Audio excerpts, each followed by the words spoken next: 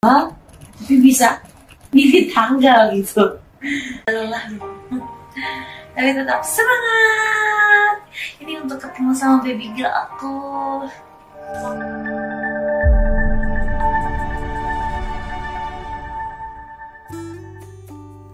Jessica Iskandar melahirkan anak ketiga berjenis kelamin perempuan pada 2 Desember 2024. Istri Vincent Verhaak ini mengalami pendarahan hebat sampai kehilangan darah hampir mencapai 800 cc. Pendarahan dialami Jedar baru diketahui sekitar 15 menit pasca melahirkan.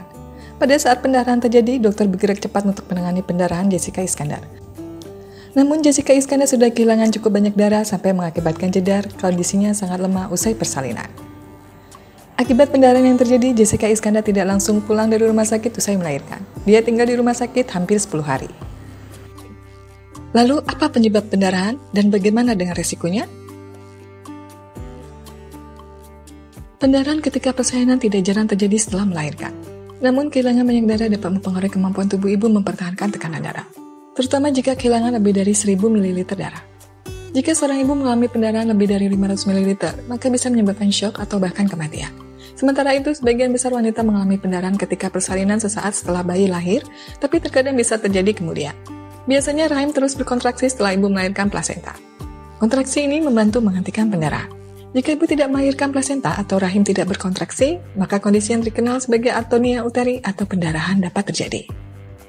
Setelah bayi dilahirkan, rahim biasanya berkontraksi untuk mengeluarkan plasenta. Setelah plasenta lahir, kontraksi ini membantu memberi tekanan pada pembuluh darah yang berdarah di area tempat plasenta menempel.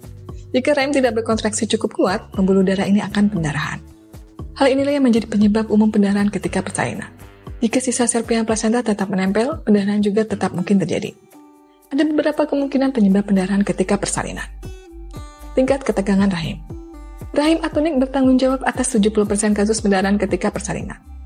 Dokter biasanya akan mencoba mengesampingkan penyebab ini terlebih dahulu. Dokter akan mengevaluasi tingkat ketegangan di dalam rahim. Jika rahim terasa lunak setelah melahirkan, kemungkinan penyebabnya adalah atonia uteri. Trauma. Pada 20% kasus pendarahan ketika persalinan disebabkan oleh kerusakan atau trauma pada rahim. Hal ini bisa termasuk luka atau hematoma yang merupakan kumpulan darah. Plasenta akreta. Sekitar 10% pendarahan ketika persalinan oleh plasenta akreta atau plasenta invasif. Pada kondisi ini, plasenta terlalu dalam atau menempel pada rahim. Jika ibu tidak melahirkan plasenta dalam waktu yang diharapkan setelah melahirkan, kemungkinan diperlukan pembedahan untuk mengeluarkannya. Trombin. Gangguan pembekuan darah dapat menyebabkan pendarahan. Trombin adalah protein pembekuan darah dalam tubuh. Kondisi yang menyebabkan kekurangan trombin sebenarnya jarang terjadi, bahkan kurang dari 1% kehamilan. Contoh kondisi terkait trombin termasuk penyakit von Willebrand, hemofilia, dan purpura trombositopenia idiopatik. Dokter dapat mendiagnosis gangguan ini melalui tes darah seperti jumlah trombosit, tingkat fibrinogen, waktu tromboplastin pasial, dan waktu protrombin. Ada pula beberapa faktor risiko lainnya yang dapat menyebabkan pendarahan saat persalinan, yaitu persalinan yang dibantu seperti dengan forceps atau vakum, kelebihan cairan tubuh, episiotomi, ukuran bayi besar, bayi dengan makrosomia janin, riwayat pendarahan postpartum, ibu sudah melewati banyak persalinan. Bagaimana cara mencegah pendarahan saat melahirkan? Pendarahan setelah melahirkan sebenarnya sudah dapat diketahui sejak awal kehamilan sehingga bisa dilakukan upaya pencegahan. Misalnya melalui tes kadar hemoglobin atau HB dalam darah yang biasanya dilakukan pada pekan-pekan awal kehamilan, memasuki usia kehamilan 28 hingga 30 pekan, dan menjelang persalinan. HB yang berfungsi sebagai pengantar oksigen harus dalam kadar yang mencukupi, minimal 10,5 gram per dl dan normalnya 12,5 sampai 16 gram per dl, agar kontraksi dapat terjadi.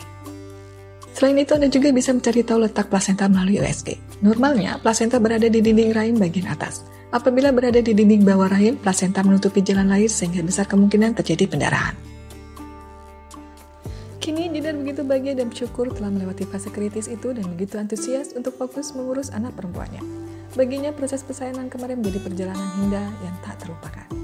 Setelah menjalani perawatan selama 8 hari, keadaan Jessica Iskandar mulai stabil. Kabar terbaru Jessica Iskandar yang sudah membaik ini mendapat doa dari rekan selebriti dan warganet. Dukungan yang diberikan penggemar menunjukkan kepedulian pada sosok sang artis. Sementara itu, Jessica Iskandar dan Vincent Verhaak masih merahasiakan nama anak ketiganya.